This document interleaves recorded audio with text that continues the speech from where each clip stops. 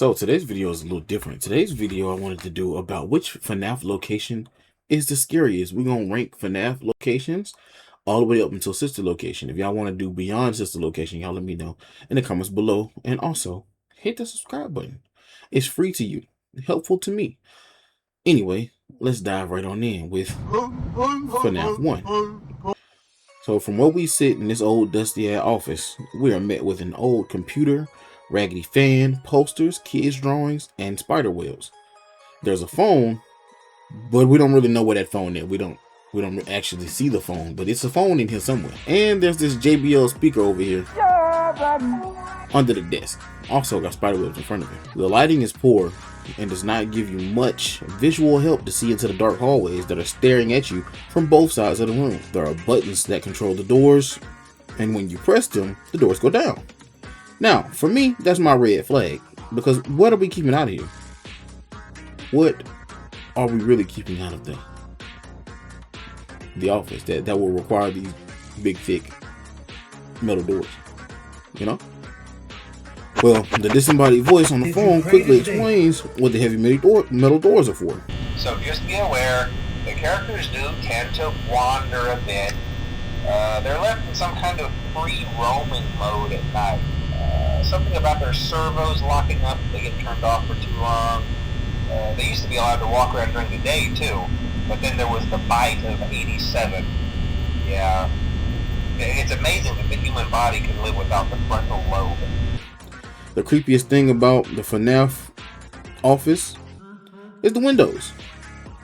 The FNAF 1 office has windows right next to the doors that allow the animatronics who have no issue making direct eye contact with you from the other side of those windows to look in. The rest of the restaurant, from what we can see on the cameras, include the main party room, Pirate's Cove, a maintenance room, and a kitchen, which is audio only. Some hallways, and of course the stage. The positions of these cameras made the environment so much more scarier, giving us sight into other places, yet still being very limited on what we could see.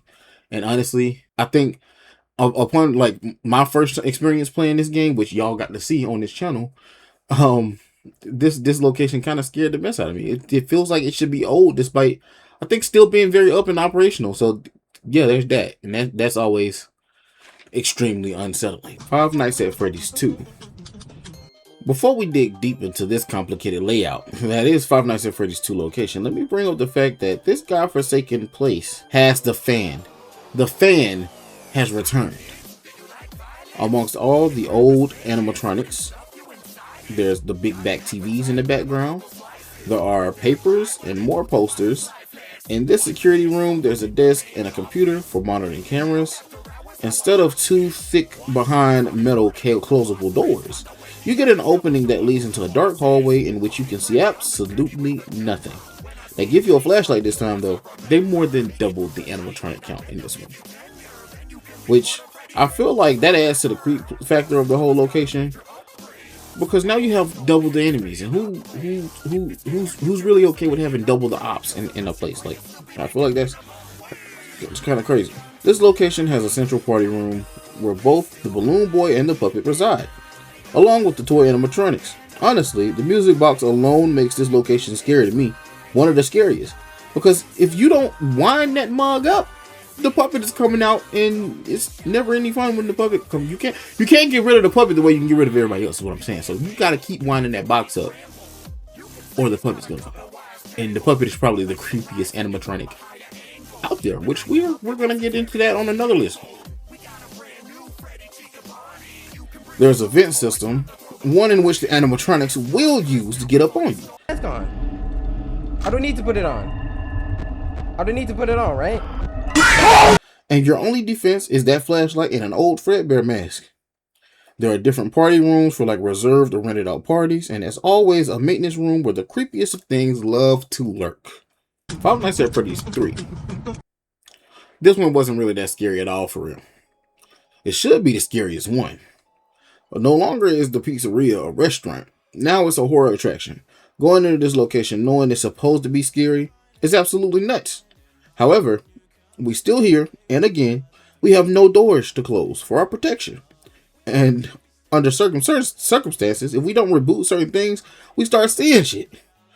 The saving grace here is a button that lures the Springtrap away, which looks like this, by the way. This is what Springtrap looks like. This is what's stalking you. The building looks run down on purpose, and that adds to the horror, which spare costumes and destroyed Fazbear Entertainment assets are thrown around. The walls are stained, and yes, the fan is back. There is a desk and even drawings from the kids that make a return. Yeah, this location is meant to be scary, so I guess that's why it does the exact opposite for me. It ain't scary, big dog. It's just not scary. It's just not, it ain't. It's supposed to be, though. I feel like the fact that it's supposed to be scary and that's genuinely why I'm not afraid of it, because whatever comes through that door, you know what I'm saying? Like, for instance, if we played this game, which I'm sure y'all will have me play it at some point. If we play this game, I feel like I wouldn't be as scared, but I would still be as scared, because if I don't lure bro away, he's gonna come in there and slap me, ain't it? I haven't watched nobody play it either, so there's also that. Five Nights at Freddy's 4, The House. For only seeing 2 hallways and a closet in a kid's room, Five Nights at Freddy's 4 delivered a super creepy environment. It goes to show you how sometimes you're not even safe from scary stuff in your own home. Checking one hallway could allow something to sneak in from the other hall. Not to mention the other things that manifest in the darkness of the closet and on the bed behind you. Really, going back and forth looking into different hallways? First of all, what is this room layout? Who made this? Why is there 2 entry points into this person's room? Like, honestly, I feel set up at this point. I would feel set up. But then we know, lore-wise, there's a reason. There's a reason for these things. But anyway, I digress. This is one of the scariest places for me because of the simple fact that I honestly feel like I would be terrified just sitting in the middle of this room looking at the darkness of both hallways. For me personally, I have the doors closed. I don't know why his doors don't stay closed. That's beyond me. But yeah, no. This is definitely one of the creepier locations. And I think it fails in comparison to this next one. Five Nights at Freddy's sister location. Remember that house that we only saw 2 hallways of? Yeah, under it is an entire facility made for creating animatronics. As a hired technician, you crawl through vents, inspect animatronics, and make sure the animatronics are in the right place. Yeah, that's already the point where the facility gets weird, and just hearing the word facility and inspect will have me run in the opposite direction. Very narrow crawl spaces or vents lead to huge open rooms, which are dark until something wakes up and starts dancing. When things wake up and start dancing, that is also an indication that you should just leave. I don't understand why the technicians don't leave. We'll get into that in another video. We'll talk about what we would do in those situations. There's a room for scooping and animatronics that speak back directly to you. Yeah, remember that episode of Attack on Titan when Zeke Yeager was like, my boy was in beast mode and he started talking to one of the soldiers? Yeah, that sense of dread that I'm sure bro felt in that moment. Something that don't usually address you directly and speak coherently to you. Yes, that is fear. That is fear. And that adds to the creepiness of this location because that is where these animatronics are located. So, with that being said, let's go into our final conclusion and rank all these bad boys. Starting off with FNAF 1, I feel like FNAF 1 definitely gets an 8 out of 10 for me, just because of the overall spookiness of the situation, and it is literally so much darkness, and there's so much mystery in a series that at that point we don't really know what's going on. So FNAF 1 gets an 8 out of 10 for me. FNAF 2, I'm going to go ahead and throw that at about a 4 out of 10 for me. I feel like it scares me, yes, but the fact that I can see everything and my back's kind of against the wall, it helps. It helps. There's not really many corners for the things to bend around. If they're running at me, I'll probably hear it or something. So, it gets a 4 out of 10 for me. Five Nights at Freddy's 3 definitely gets a 2 out of 10 for me. I feel like the only scary thing about it is knowing that old Willie A is walking around in the Springtrap, and that could potentially lead to your downfall. But the rest of the place don't really feel as spooky to me. Like, if you look into the cameras and you see the other rooms and stuff, like, it's a horror attraction. It's supposed to be scary. Five Nights at Freddy's 4, The House. Absolute smacking me with a good 7 out of 10.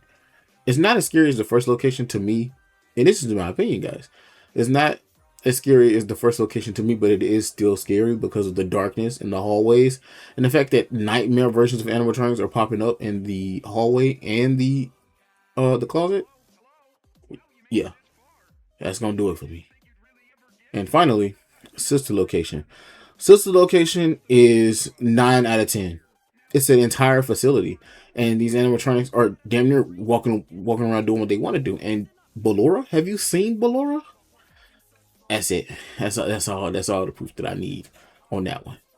Anyway, I'll catch you guys the next time. If you like this type of video, subscribe, like the video, and comment down below which location do you feel like is the creepiest, the scariest in the franchise.